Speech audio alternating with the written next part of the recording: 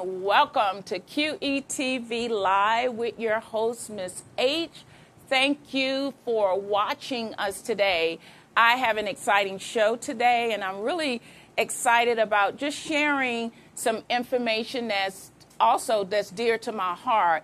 But as you know, my mission is always to bridge inspiration. We need hope. We need hope for everyday life, and to bridge this inspiration with information. Because when you're informed about something, you can walk with confidence. You can walk in authority and power. Knowledge is power. So when we bridge information with inspiration, it gives us the ability to walk in everyday life with confidence. So again, my mission here today on QETV Live show is to bridge inspiration with information for everyday life. Again, you're watching QETV Live with your host, aka Mrs. H.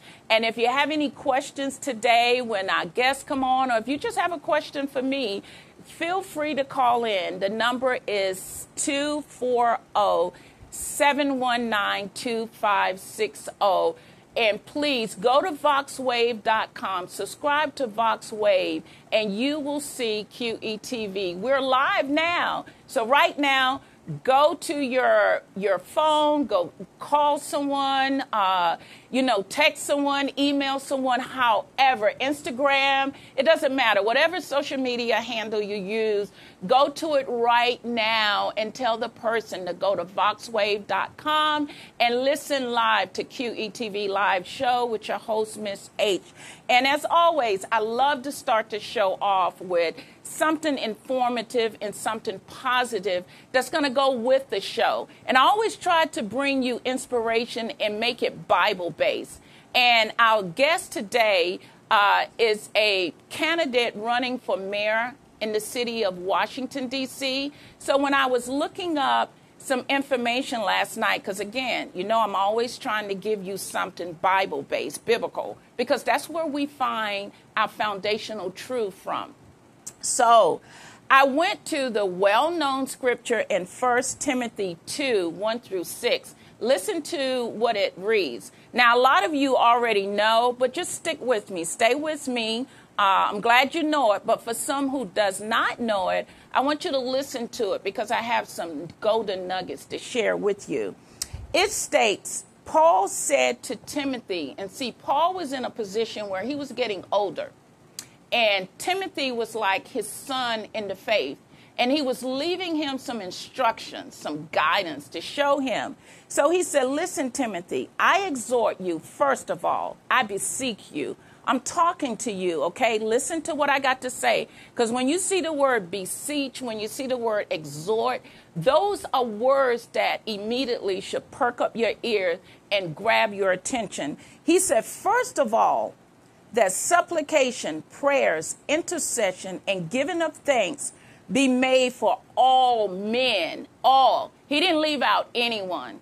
So it is God's will that we learn to pray for people, no matter what their behaviors are. They need our prayers. So he said, first of all, I want you to pray for all men.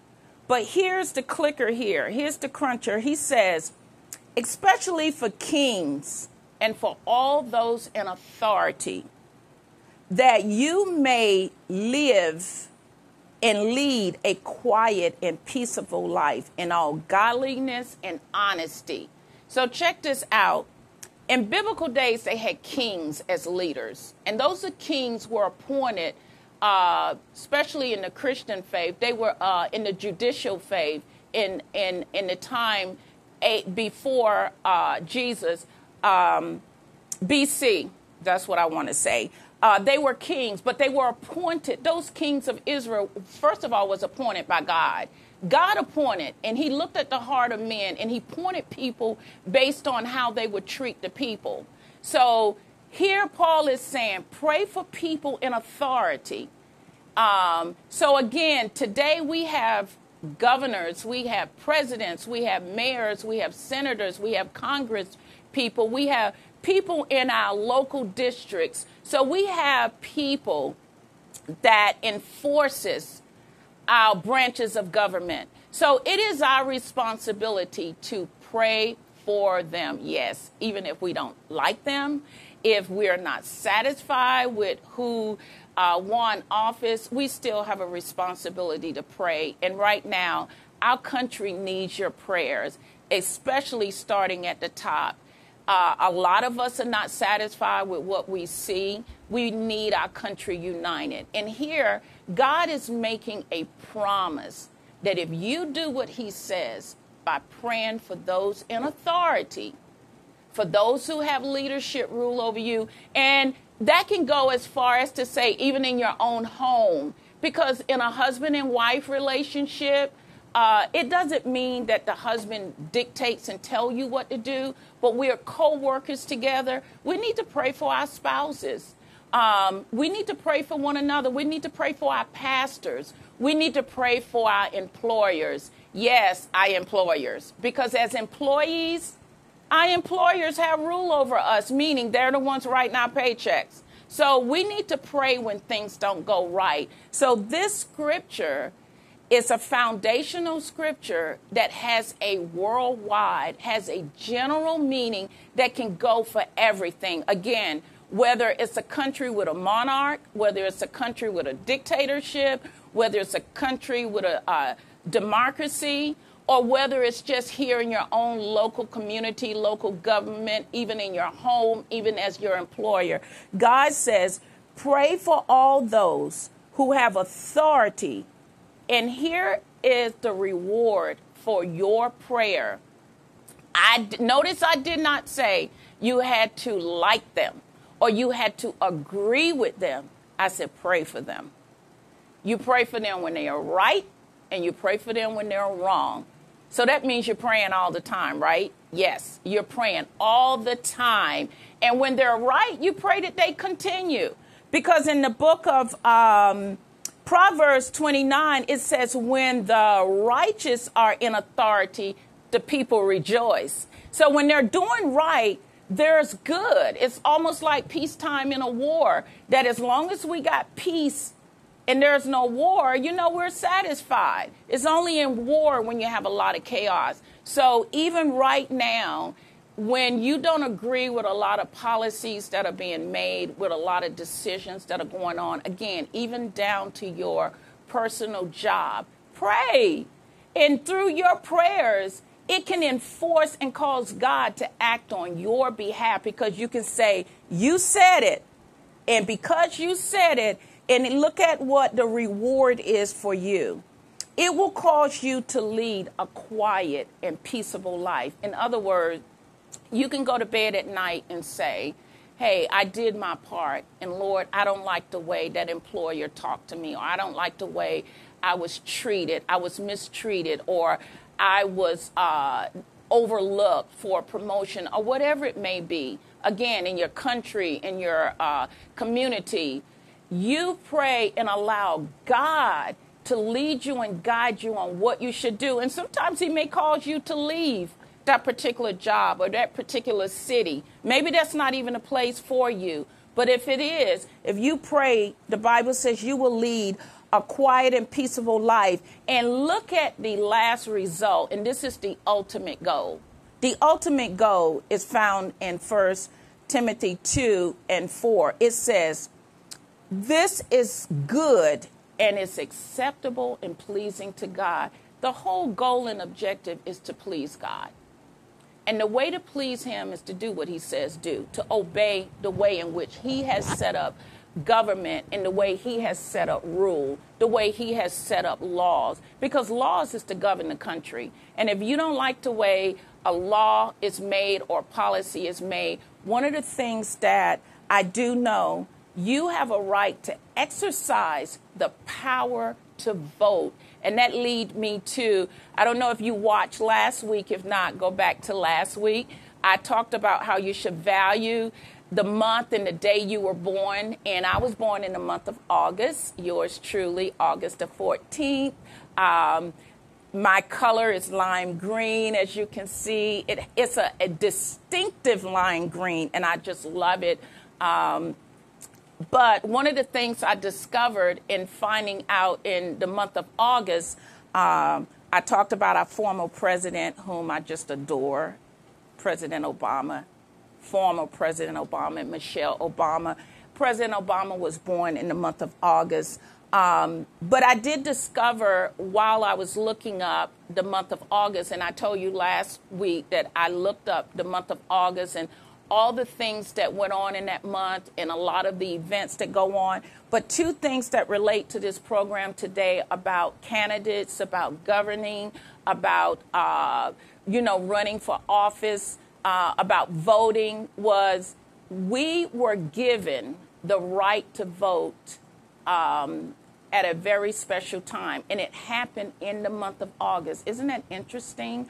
The month of August gave us the 19th Amendment. It was June 4th, 1919, is when the 19th Amendment for the suffrage movement, when the women had to fight for the right to vote. And there's a great movie about the suffrage movement. I saw half of the movie, and the rest that I didn't see, I will go back, but it was an excellent movie. Go to Blockbuster, not Blockbuster, that just told my age. Go to Redbox and rent that movie about the suffrage of women.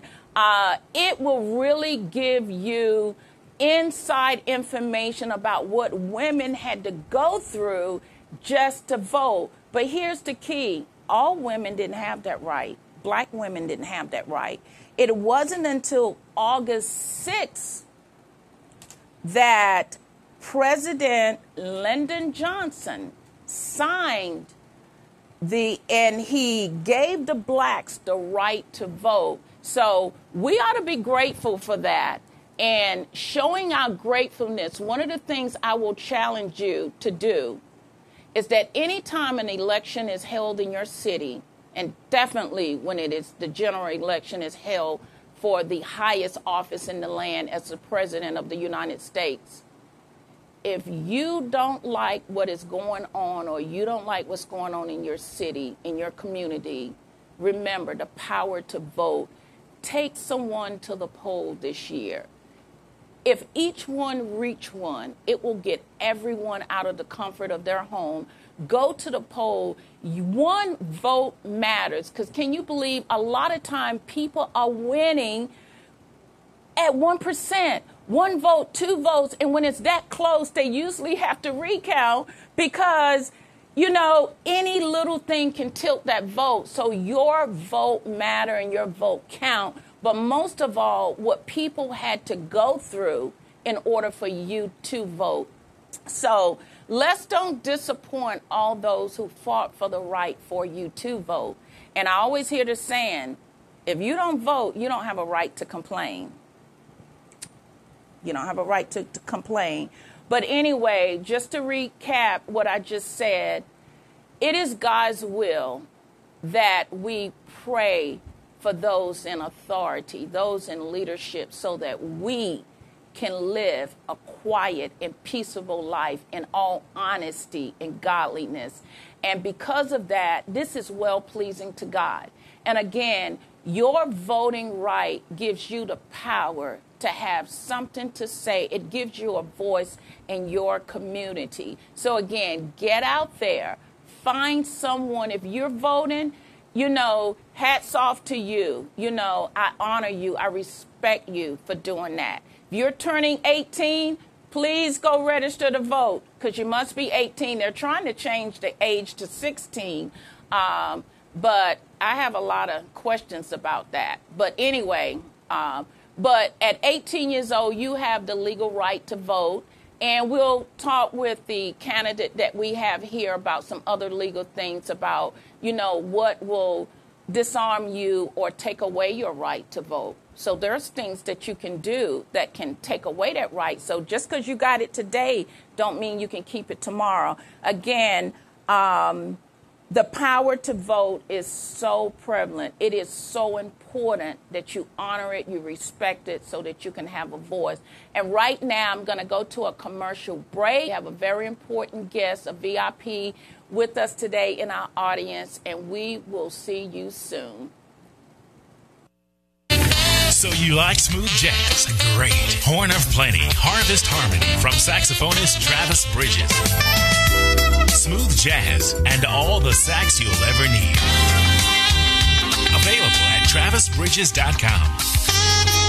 786-487-7338. Horn of Plenty from Travis Bridges. All the sax you'll ever need.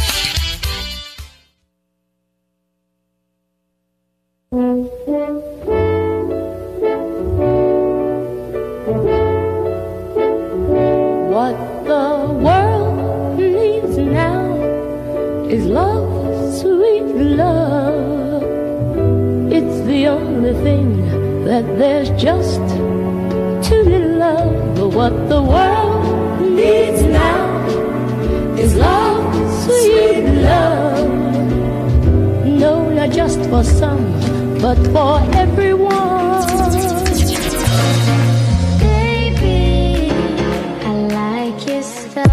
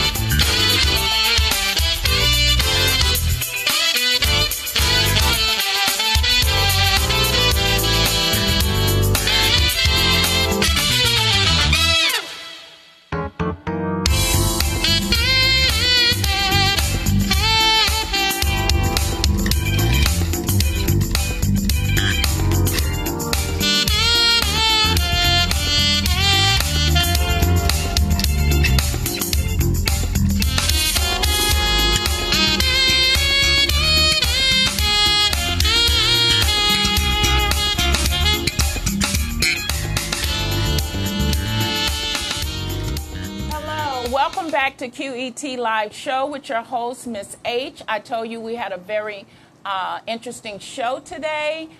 We have our very own Mr. James Butler, who is a mayoral candidate for office in Washington, D.C. And I just want to briefly share a little bit right now that sometimes we can criticize Washington, D.C. We here locally, we call it D.C. Some people say Washington, but we live in this beautiful metropolitan area. And Washington, D.C. is our nation's capital. And as I stated before, if you don't like what's going on, I expect for you as citizens, regardless of where you're from, it all affects you, whether directly or indirectly, because Washington, D.C. is our nation's capital. It's the home of our executive branch, our legislative branch, and our judicial branch. So everything that affects this country as a democracy is right there housed in Washington, D.C., as well as you can't talk about D.C. unless you just kind of mention, because we're going to get into some things about D.C. that he will discuss, but I just wanted to fully engage you in. There's a lot of beautiful things about Washington, D.C. You know, lately we just opened a beautiful historical Black American History Museum, which is, I've gone, is phenomenal. They have done a wonderful job. You have the newly statue of Dr. King, in which, you know, thousands and thousands of people come every year to see the statue, the monument erected to Dr. King. We also have the Bible Museum, which recently opened, which is a wonderful place for people to come tour. The Holocaust, the Indian Museum. It's just full of galleries and museums and art. It's home to some beautiful, phenomenal colleges. You have UDC, which allow their residents for the first 2 years, they can go pretty much almost free to the the University District of Columbia, UDC. You have GW, home to GW, the famous Johns Hopkins. So I could go Gallaudet University, American University. So it's home to a lot of beautiful, prominent universities where people are educated from all over the world. Again, home to a lot of events that goes on throughout D.C. And please pray, and we'll mention this, and I know you'll probably get around to it, but this Sunday, we do have, it marks 1 year from where they had the march at the university, where they had the march with the UVA in Charlottesville. That group is coming to Washington, D.C. on Sunday. But I think the D.C. is ready because it's used to handling big crowds, a lot of protesting. But we need you, if you're going to come out and be a protester, come out. Freedom of speech, we want that, but please, D.C. has a no gun tolerance law, so I just want to let you know, do not come armed, but pray for them. They have a right to free speech, just like we have a right to free speech. Do I agree with what their message is? Absolutely not. But do they have a right to protest and march as long as they do it peacefully? So please keep that in your prayers with the march that's going on. And with no further ado, I want to welcome into our studio audience James Butler. Welcome, Mr. Butler. Thanks for having me, Miss H. And thank you all in QETV Live viewing this. I also want to thank those viewing via Facebook Live, and thank you all. Anytime someone takes the time to tune in to hear about the electoral process and which candidates you have that are running for whatever offices might be, that makes me grateful because, as Ms. H said earlier on, the right to vote is not something that should be taken lightly. Exactly. And those choices that you have for office are extremely important. As Ms. H said earlier on, I am James Butler, and I'm running for D.C. Mayor. Many of you may know me. I ran in the primary against Mayor Bowser. Unfortunately, we came in second. And in my opinion, that's very unfortunate for the vast majority of people in the district, because I believe we need a mayor that's going to truly focus on the people of the district, not big businesses and developers. And we need a mayor really that is about the people and that, again, will focus on the people, because when you have that, the people can advance in so many regards, especially folks that live east of the river, which have been marginalized for a lot of years. We're at a big turning point in D.C., and we need someone that can bring true change to the district. So I will answer some questions here today and give you a little bit on my platform and tell you what we're about. Now, keep in mind that if you're watching this via Facebook, and if you see the video, please share the video. That helps us expand our message. In addition to that, our website, so that some of you can learn more about us, and I'll give it again before I finish on this segment. It is Butler, the word for, F-O-R, mayor.com. That is Butler, the word for, mayor.com. Oh, wow. And that just leads me right into, I just heard you say east of the river. Yes. I often hear the word east and west of the river. Explain to our audience what that means. Well, you know, it shouldn't mean much. We should be able to say D.C. or the district. But lately, in the last, say, 16 years, it means a lot. Because what we're living in, folks, is a tale of two cities. It's almost like the haves and the have-nots. We know that folks that living east of the river, the median income is at $40,000 per household. West of the river, the median income is about $120,000 per household. Well, tell me, what constitute the difference between the divide? Because they consider Washington, D.C., Northern Virginia, and Maryland is among the top 10 for the highest income earner. How do we end up with D.C., east of the river, with economic divide like that, under 40,000? Yeah, I think without going into too lengthy of an explanation on the history of that, I believe a number of factors have come into play, and that is folks making promises to those people east of the river, procuring their votes, and then, unfortunately, not getting the things and the city services and those things accomplished that they were promised. And I know that people are frustrated by that. But one thing I do know is the present state today is that we have predominantly black and brown people east of the river that have been marginalized. Okay. And some of it are things that we as a community need to come together and do better. But a lot of it is what we as a city can do better. Okay. And so that we ensure that wards 1, 2, and 3 are treated the same as wards 7 and 8. And I think that just comes down from the top. You need a leader that will do that. And when you say wards, for the audience that maybe do not live in this metropolitan area, what do you mean when you say Ward 1, Ward 2?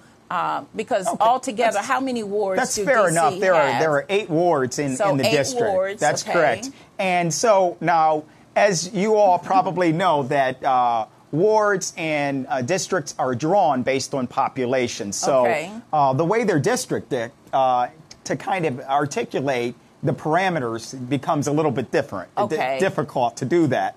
But I will say this, wards 1, 2, and 3, look at that as Northwest and the upper Northwest area. 4, that's somewhat or upper Northwest too. 5 is some of Northwest and some of Northeast. 6 is some of Northeast, some of Southeast, and some of Northeast. Wow. 7 is predominantly a small portion of Northeast, but predominantly Southeast. And Ward 8 is almost exclusively 98% Southeast, but there's one small portion of Ward 8 that's Southwest.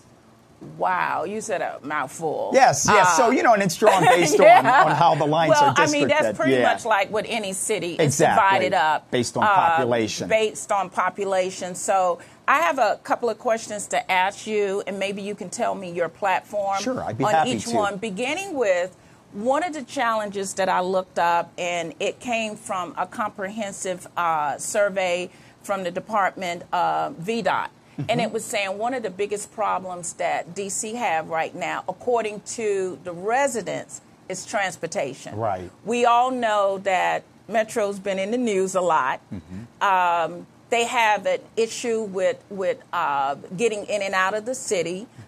You have Route 66 where people have to commute back and forth to work. You have Route 270, and then you have the infamous Purple Line. So with your platform, how do you anticipate working on the transportation issue that a lot of the residents are complaining about? Transportation, thank you, Ms. H., is a big issue, obviously. What I will say, we're going to do it in a practical approach and take a very practical approach to this.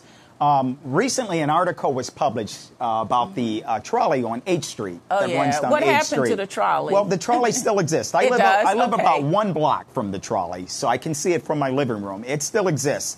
It was built to the tune of several hundred millions of dollars, and it literally runs a whopping 1.2 miles. Wow. So one is forced to question why they built the trolley, but two, another study just came out the other day. Now, the district is not charging passengers to ride the trolley, but we know that it costs the district $23 per person to take them 1.2 miles, even if they go that far.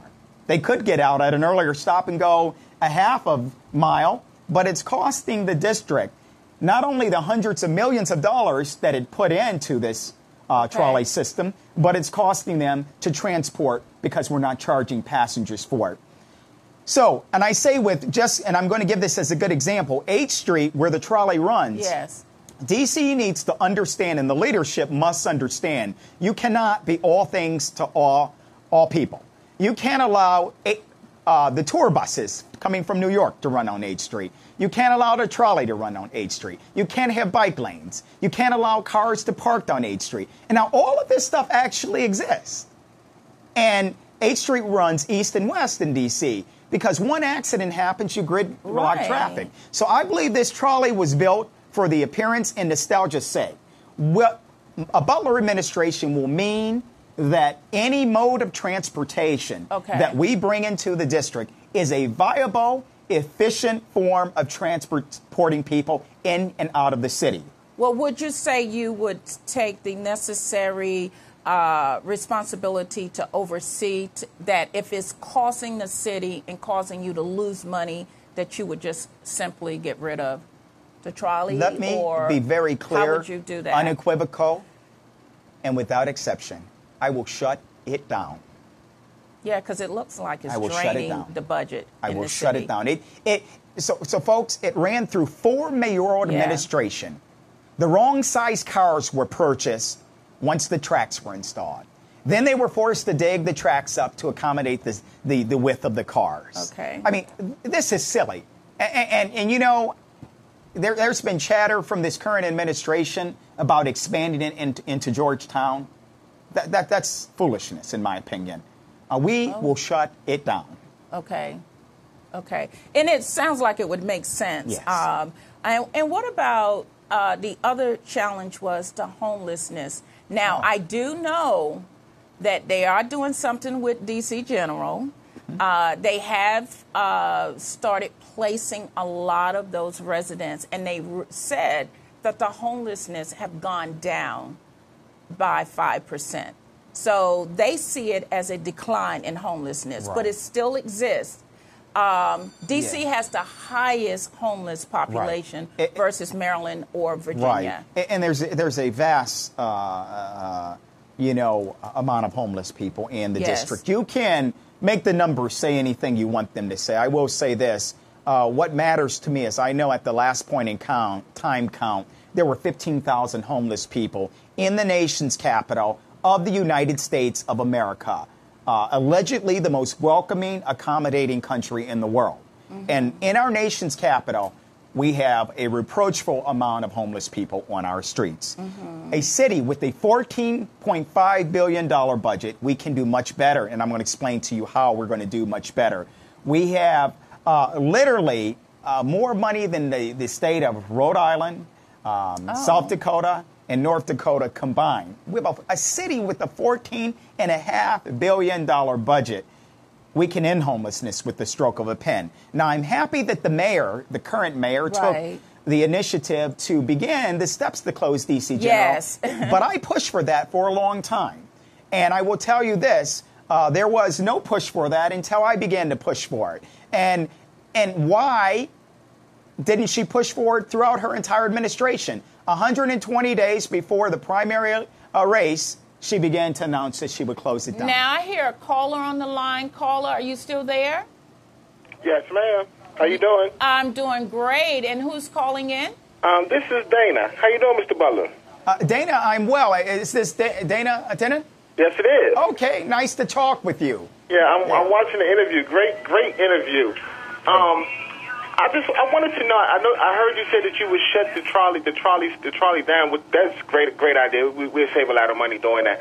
But I researched the district budget on in Metro transportation. It's almost $1 billion. Mm-hmm. I mean, why are we giving this much money to Metro, to the transit? I mean, they make money from the residents of Maryland, D.C., and Virginia, but why do we have to put in so much money for them to operate? What does the city get back from them operating? Dana, I agree with you. It provides infrastructure, but I will tell you, these people putting a burden on our infrastructure are coming from Maryland, they're coming from Virginia, and any good leader will ensure that these states are paying their fair share. A Butler administration means to look at all options in enforcing that the state of Maryland and Virginia begins to pay their fair share so that the district is not overburdened. Not only are we not allowed to and permitted by federal law to charge a toll, like certainly places in Maryland do and places in Virginia do. If you take 66, you might pay a hefty burden in the form of a toll. So because D.C. is not permitted to do that and recoup its money that way from all of the burden on our infrastructure, we're going to have to revisit the drawing board to ensure that Virginia and Maryland are paying their fair share. And let me assure you that a Butler administration has no fear of doing that, and we will, without exception, do that. Mr. Butler, before I go, I just one question. I would like for you to speak on community programs and how you plan to put additional resources into the community programs. And can you also tell me, during the election, what would I have to do? Would I have to write your name in? Please. Okay, yeah, I'm glad you asked that question. And I'm going to ask you to hone your question just a little bit more on the community programs, on which ones you're speaking of specifically. But let me address your last question first, since it's the easiest. You will have to, my name will not be on the ballot. Since we came in second in the primary, we're now an independent write-in. You must write the name James Butler in, spelled just the same way as a servant is, Butler, B-U-T-L-E-R. Check the box and write the name in. And you'll see the signage pop up all over the city. Thousands of signs will be up all over the city very shortly. But you'll need to check the box and write the name in. James So now, Butler. if I write the name in and I forget to check the box, will the vote still count? How important is it to check the box? It's very important, but there's a process where the Board of Elections check for what is known as under ballots. And there's a strong likelihood we still will get credit for it if you still have the name written in and the box not checked, because it all goes down to voter intent. We don't want to go there, so the best methodology is to check the box and write the name in. But if, in fact, you did one by error, when the under ballot process is reviewed, it would more than likely go in our favor. And right. Dana, thank you so much. And I do have that question next on my list about the community housing.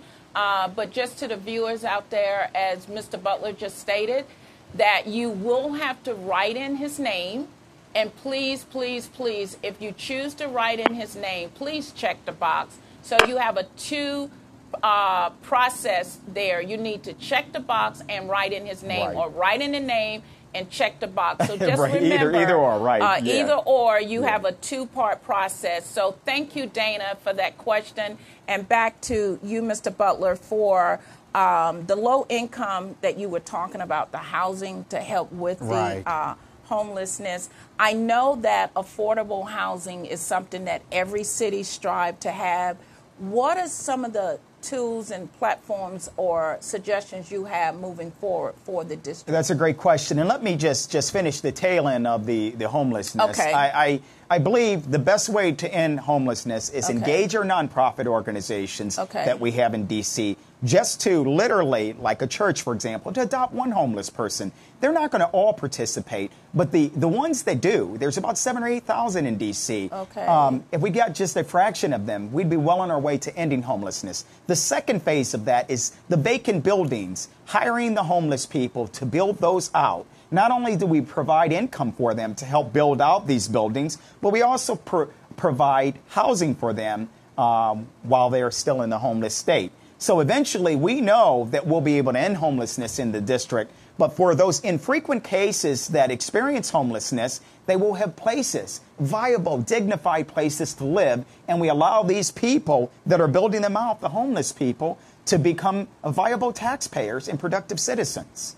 So, and then the third part of that is we will have no undignified place housing homeless people in D.C. So when you say each nonprofit business is adopting, how would that take place? So it would take place like this. You know, if you're a church. So if I own a business. If you own a nonprofit or you own a church, you say, here's James Butler. He's homeless. And he has an addiction problem. Hypothetical, folks. Okay. Because everybody that's homeless does not have an addiction. And neither does this candidate either. Yes. Here's James Butler. And he's homeless. And he goes to Church of the Living God, let's say, for example. And he says, hey, I need a year. And Church of the Living God says, Mr. Butler, we're going to provide housing for you. We're going to provide addiction services for you until you get on your feet. And we're going to do that through our own money. Okay. And so just the nonprofit, what about pretty much any business or entrepreneur that want to any business adopt can truly the homeless? do it. So it's almost like what we do it with pets. We do it with foster homes. World Vision has done it. World Vision has proven we do it with feeding the hungry. We do it in crisis intervention when there is a crisis. It will absolutely work. And I know that we can take the numbers of homeless people down in D.C. to probably about a quarter of what it is now. And we will end homelessness in D.C., chronic homelessness as we know it. Folks, look up also Street Sense. I did an op-ed several months ago in Street Sense, James Butler and Ending Homelessness, where I laid out a plan where with 0.3% of our $14.5 billion budget, we can literally take that, reinvest it every year, using the plan I laid out and ending homelessness in the district.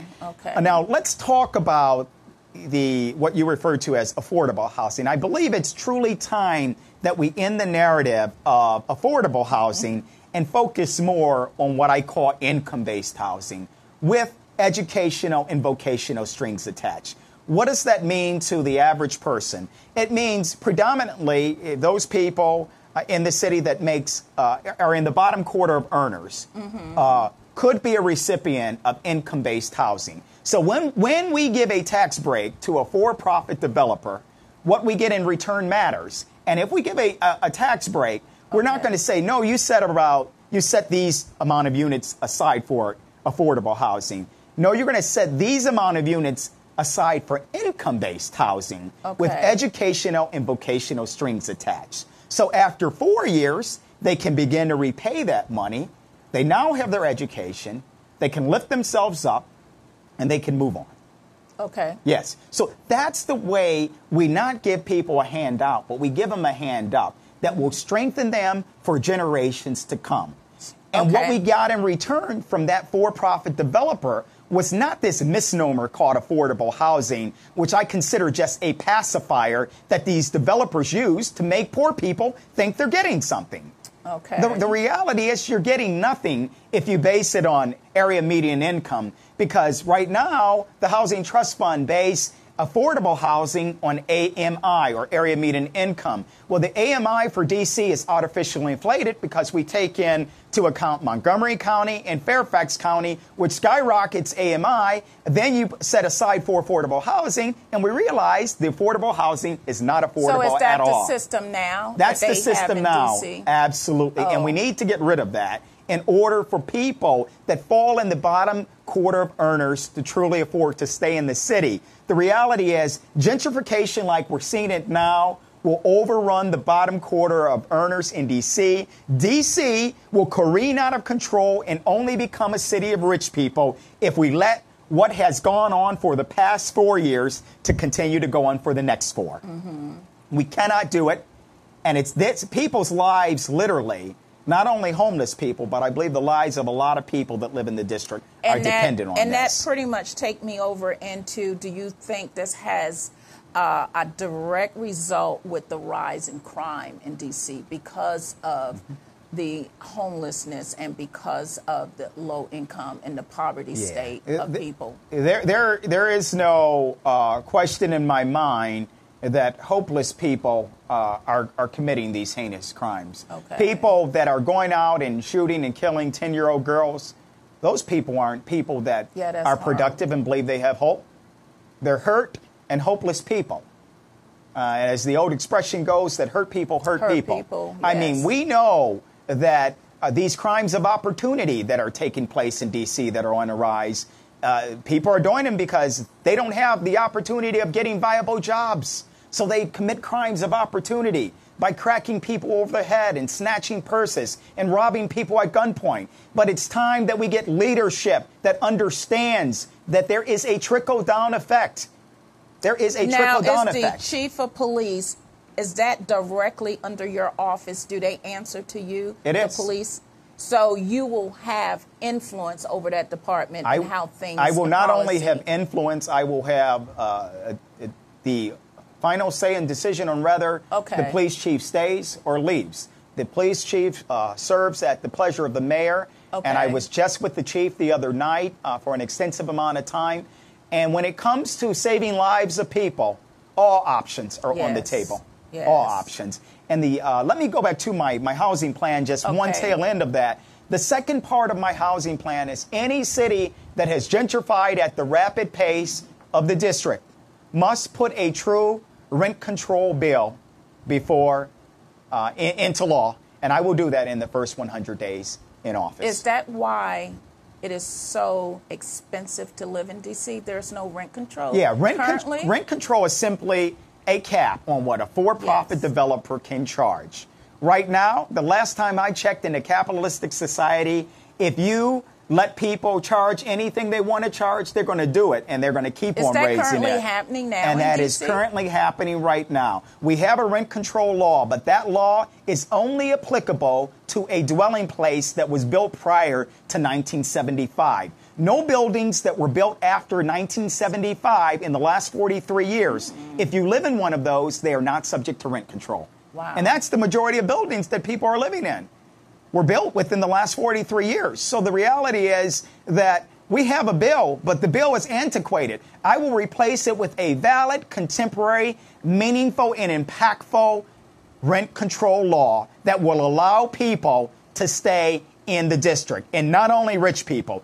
Our nation's capital must be a capital and a city that's emblematic of the ideals of America, all inclusive of everyone, no matter who you are. And that leads me to talking now about education, because that's dear to my heart, because I was a former educator. Oh, great. I know that the inflated high school graduation rate was in the news. D.C. schools, we hear a lot going on in the educational realm. What are some of your views, platforms, and policies in which you can help kind of take care of these problems going on in the district? Well, you're right by labeling them problems, Ms. H. When these problems happen in Atlanta. Well, I'm supposed to say challenges. That's how they taught us. Well, these are severe challenges, almost like man-made created criminal challenges. And let me tell you why that's the case. When these same challenges happened in Atlanta about 6-7 years ago, and you can fact check me on this, listeners and viewers, when grades were inflated and it was found that this trickled down from the top, there are 6 people that sit in federal prison right now. And so this is a crime, in my opinion. I'm not saying who did it or who's part of this conspiracy, but what I will say that I know people in Atlanta sit in federal prison right now, and I also know that an FBI investigation is going on with regards to D.C. schools, and an inspector general investigation is investigating this current administration for its involvement or perceived involvement with regards to what was commonly referred to as the Great Inflation or Blue Scandal. Yes. But let me get into what my solutions are for this. My solutions are this. And please note that we are a people-first campaign. We believe that we should get the voice of the people involved in everything that we do. So I won't make these decisions solely in isolation or in a silo. But what I will say, we are open to a dialogue with all the stakeholders, parents, teachers, residents at large, administrators, to see whether it would benefit D.C. to go back to an independent school board like we had Yes. 10 years ago prior to Adrian Fenty.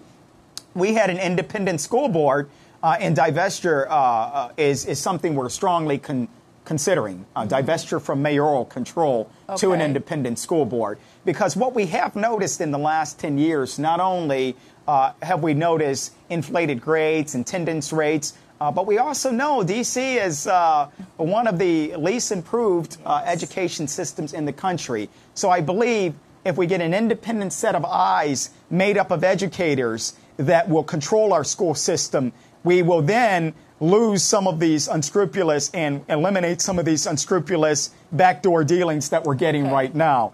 We know that we need a system to measure and monitor the effectiveness of teachers. But, folks, impact, the current system that's used, is not an effective measure to measure teachers. And I'll tell you why. Because what impact does, it forces the teacher to know that their job depends on the attendance and the grades of their students. Well, I mean, and then you get teachers that say, hey, I want my job. I need this job. I need this good paying job. Right. And we're going to see that teachers get better pay, too. But they're saying, I need this job, so I'm going to inflate the grades just a little bit. I'm going to fudge the numbers just a little bit.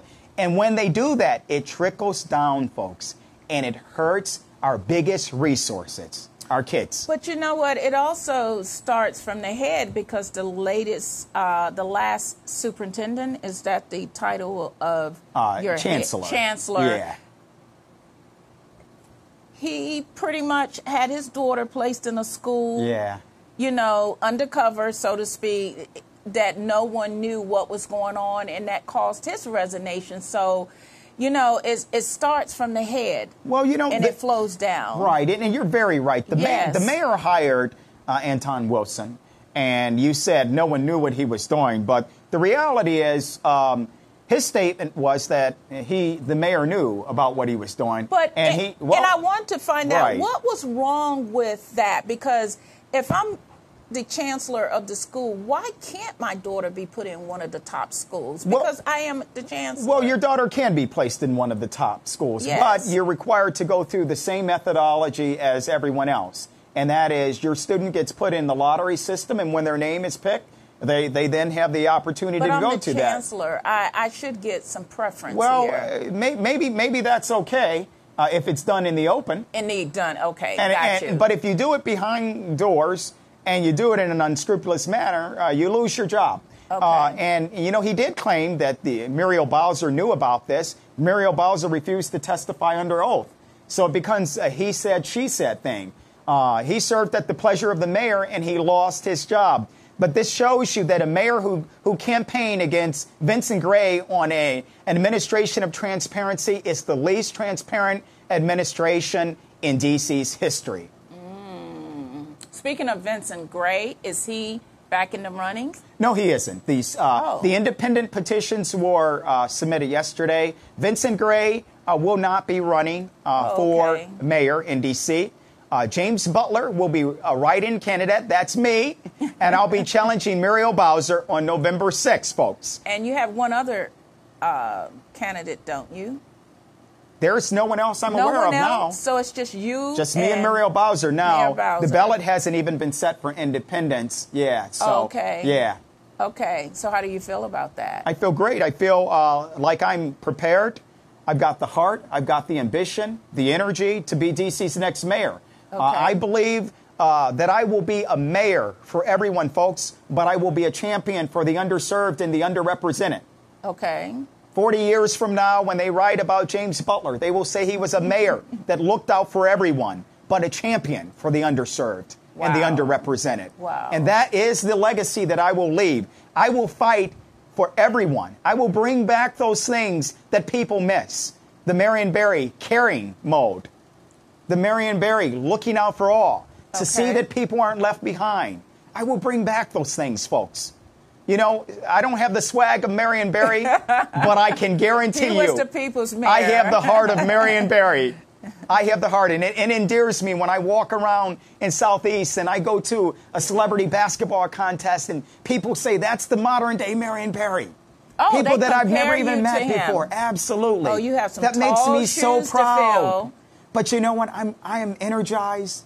I am You're more ready. excited than ever. And folks, let me tell you, we have a story. And go ahead on and tell them when to vote and how they can vote. Yes, I will absolutely do that. We have a story written in the Informer, the Washington Informer today. A wonderful story. So please pick up your Washington Informer today or get it online. You can see our wonderful story, the write-up, that we are now considered the alternative and the head contender to Muriel Bowser. Now, but not only that, here's a real nugget here. Tomorrow, the Washington Post El Tiempo, the Spanish version, will have me on the cover page. And they've done a wonderful story. So I want to make sure that all of you get a chance to pick up El Tiempo tomorrow and see my smiling face on the cover page of that. And you'll also we'll have an English version too available on our social media, Facebook. You can follow me, look up Butler for Mayor, James Butler, and you can find me on Facebook. You can get on our website at butler4mayor.com. That's butler4mayor.com. Folks, voting is November 6th. You can vote through absentee ballot. If you contact our campaign via info@butler4mayor.com, info@butler4mayor.com, we will be sure that you get an absentee ballot and you can vote from your home, meaning you never have to go out to a voting precinct to vote. You can vote from the mail, right from your home, 45 days before the election actually takes place. We need the numbers to be high because change is hard. Whether you're changing your mind, your body, if you're changing a city, it's hard.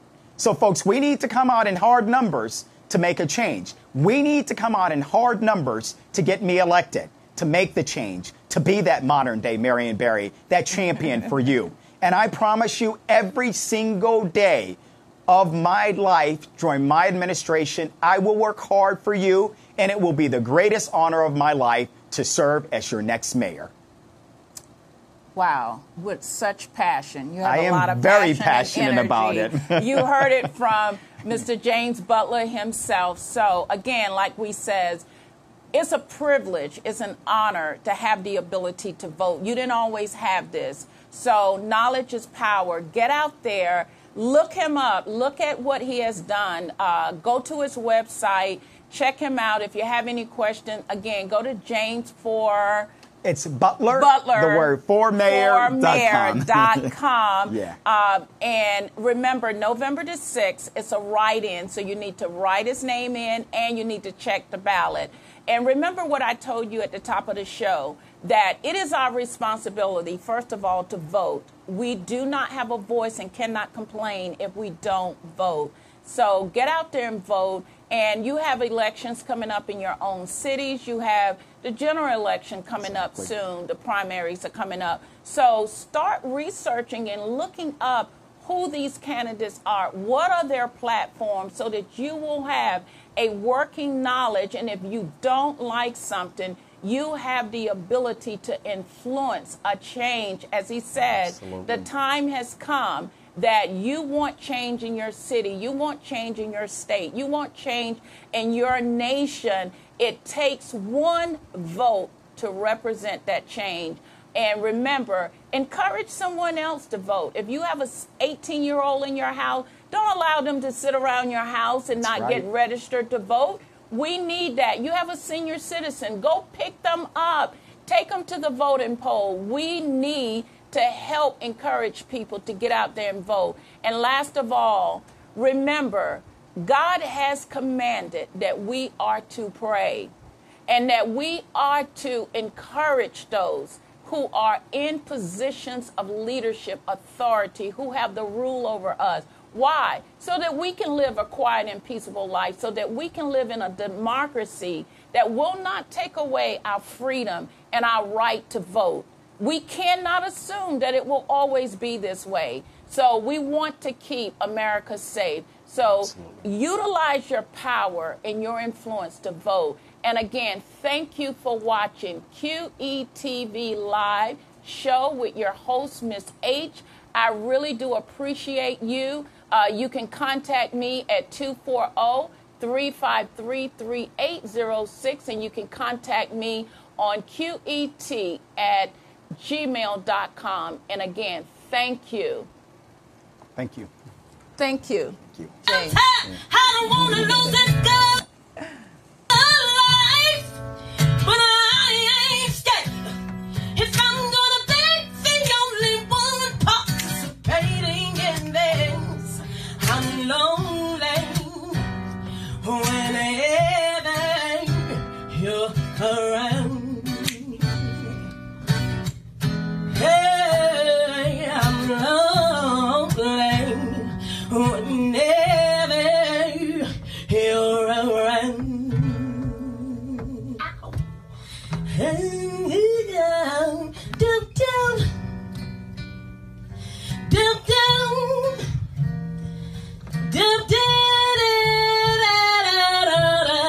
down, down, down, down, down. Oh, whenever you're around.